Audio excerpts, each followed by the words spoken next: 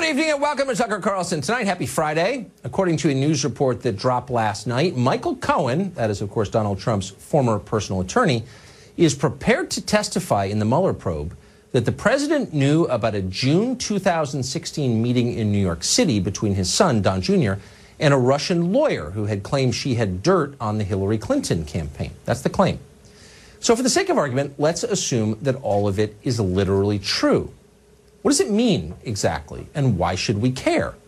If you've been watching television over the past 24 hours, you already know the answers to those questions. What this means is the end of the Trump presidency, if not of the United States itself. We should care because nothing in human history, since the harnessing of fire and the invention of the wheel, isn't as inherently momentous as this, Don Jr.'s brief meeting 2 years ago with an unknown Russian lawyer called Natalia Veselnitskaya. Who knew about this meeting? And when did they know about it? And what were they wearing when they met? It is on questions like these that the fates of nations hang. Here's a selection of both the huffing and the puffing. That puts Donald Trump in a conspiratorial mode on this issue before the fact. That evidence on its face, if it was supported, would be an impeachable offense.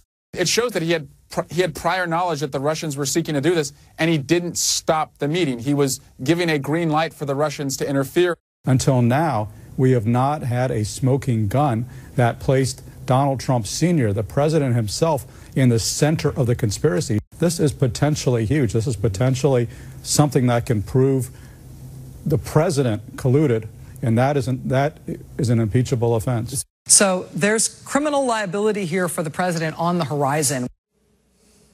Well, so there you have it. Internationally recognized genius Max Boot thinks this is a big deal. Is it? Well, if the president lied about it or anything else under oath, yes, it is. That would be a big deal. Perjury is always a big deal. They don't tell Bill Clinton's defenders that. Otherwise, though, it's hard to see the point of all of this hysteria. What exactly would the crime here be? It's not illegal to talk to foreigners. Nobody is claiming that any information changed hands, though even if it did, so what? As principled lefty Glenn Greenwald wrote this afternoon, quote, if getting dirt about your opponent from foreign officials is immoral or treasonous, why was it okay for DNC representatives to be trolling around Ukraine working with foreign officials to get dirt on Manafort and Trump because Ukraine favored Hillary? Good question. Keep in mind, too, that the Democratic National Committee and the Clinton campaign both paid a foreign national, his name is Christopher Steele, to gather damaging information on Donald Trump from other foreign nationals, including and especially from Russians. And unlike the Trump campaign, the Democrats actually succeeded. They produced an entire dossier based on misinformation from Russian sources. That dossier changed the course of American history. The Obama administration used it to spy on its political opponents and to begin a series of investigations that have, from the very first day, overshadowed and in some cases neutered the Trump administration. Pretty effective, just in case you're looking for actual examples of foreign collusion. Now, Democrats are claiming just the opposite, of course, accusing their opponents of doing pretty much exactly what they themselves did. At first, that may look like hypocrisy, and it is, but it's more than that. It's a political tactic. You scream as loud as you can in the hope that your opponents will be intimidated into accepting your essentially fraudulent premise. It often works, and that's exactly why they do it, but it only works when the rest of us play along with it. So let's stop playing along with it. Chris Hahn is a radio show host from New York. He's a former staffer to Senator Chuck Schumer, and he joins us tonight. So can you explain to me, Chris, why, if it's wrong to meet with Russians in the hope of getting dirt on your political opponent, it's okay to pay a foreign national to get dirt from Russians about your political opponent, which the DNC and the Hillary campaign both did? Well, it's very different for a campaign to spend money to do opposition research in a foreign country than for a foreign government like the Russians to actually invest in disarming our election security to benefit one candidate. That's the big difference here. There's nothing wrong with trying to figure stuff out and paying for your own research. But when the Russian government's intentionally attacking this country... But hold on, they did do that. I mean, the Russian government, hold on, we know this, it's not speculation, fed disinformation to Christopher Steele. Absolutely. Russian agents fed disinformation to Christopher Steele, who was paid by the Democratic National Committee and the Hillary campaign to get that information. So I'm not accusing anyone of a crime. I'm merely saying that's a step farther than what you're accusing Don Jr. of doing in the meeting with Veselnitskaya. But that's okay because it's, quote, very different. Well, so maybe speak a little slower and explain to me how that's very different, if you would. Well, here's the difference when it comes to Don Jr. If, under your premise that what Michael Cohen is saying is true, and Donald Trump Sr. knew about the meeting, Donald Trump Jr. perjured himself to Congress, and that is a crime. Right? And it is also, we have to ask the question, if it was no big deal and nothing really came of it, why are they all lying about it? Because they've been lying about it for 2 years now. Okay, so and therefore it's something I think that we need to know. Okay. Well, let me just say, I stipulated at the outset that no, I'm not saying it's definitely a crime. This will come. This will come as a surprise to Clinton defenders. Is a crime that we ought to take seriously, and I do take it seriously. And if it's shown that anyone lied under oath, I think that person should be punished for that because it's a crime. Right. I believe in punishing crimes, including entering the country illegally. And under your premise, that you started the show with, Donald Trump Jr. would have lied. Right. Well, I don't know that. I don't know anything about what he knew. I don't know if Cohen is telling the truth. I don't know why Trump would hire Cohen in the first place as his lawyer. There's a lot I don't know. But what I do know is the core accusation that somehow it's immoral to meet with the Russian source to get dirt on your opponent is exactly what the DNC and the Hillary campaign successfully did. But you're cool with that, but it's treason when Trump does it. Explain how that works. Tucker, what the email to Don Jr. said was, this is how the Russian government hopes to aid your father. That was in the email. If that email had gone to Barack Obama or Hillary Clinton, the same people in Congress who spent three years investigating who wrote the talking points would have hearing after hearing after hearing. Congress needs to do its job and have a hearing now. Okay. But why shouldn't we have, since we know that the Russian government aided the Clinton campaign by giving false information to Christopher Steele, having been paid to gather it. Yes, we do know that. We don't know that. We don't know that, he got his information from Russia. We don't. Well, they testified in Congress under oath that he did. And we also know that it was disinformation. Christopher Steele was paid to go get information. From the Russians. Where do you think the information came from? From wherever he could get it from. From the Russians. He was not given a direction by the he was not given direction by the Clinton campaign on how to do his job. Hold on. First of all, you don't know that. But we know for a fact that he got information from the Russian government. Hold on. But that's not a big deal because, look, this is just ludicrous. Right. It's a farce, actually. And I must say, sick of playing along with it. If there's perjury, convict for perjury. Indict for perjury and see if you can convict. But let's stop pretending that meeting with a foreigner is a crime. Let me show you a picture. You tell me if this is a crime. Here's a photograph. This is someone you know, actually. This is Chuck Schumer. He's meeting with Vladimir Putin. I can't see it. I can't see it. You can't see it. Well, it's your former boss, Senator Chuck Schumer of New York, the senior senator from New York.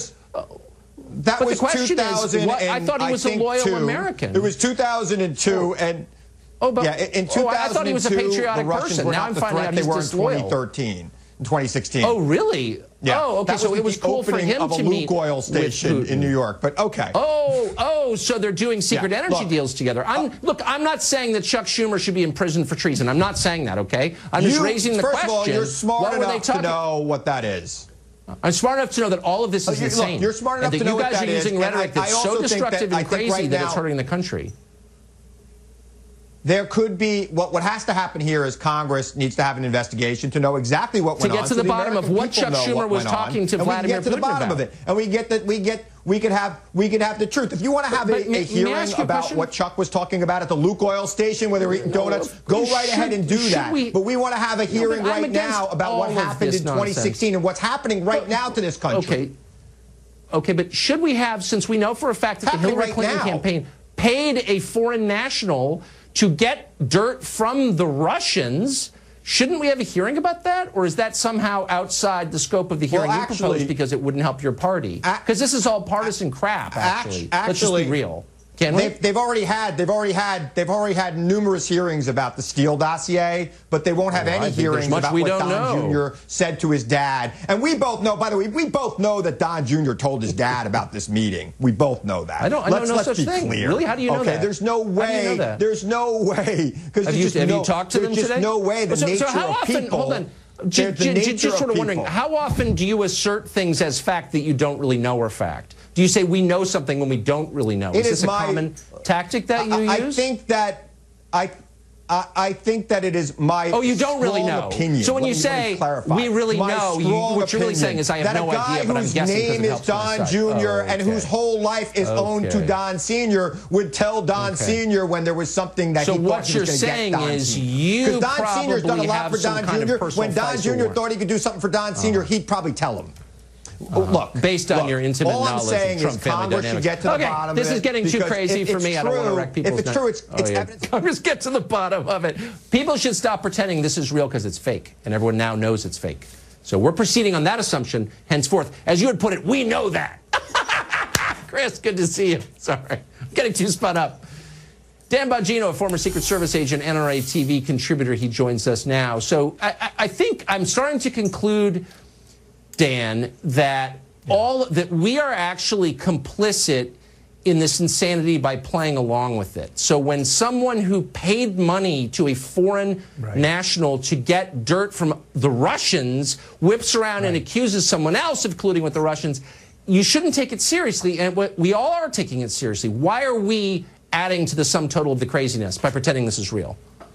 I don't know. I like Chris off the air a lot, but I think we're all dumber for having seen that. He's a great guy, but we're all dumber.